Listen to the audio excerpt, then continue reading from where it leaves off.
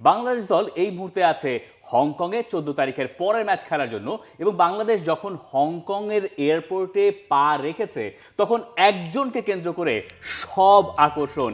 এই হামজা চৌধুরীর জন্য এয়ারপোর্টে দাঁড়িয়েছিলেন হংকংয়ের সমর্থকেরা।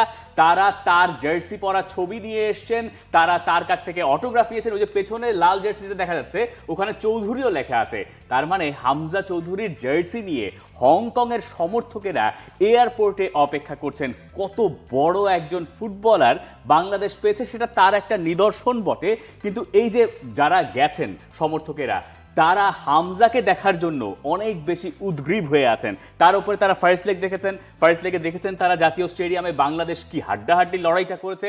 হংকং চায়নার লোকেদের বাংলাদেশ দল সম্পর্কেই ধারণা পাল্টে গেছে শুধুমাত্র এক হামজা চৌধুরীর কারণে।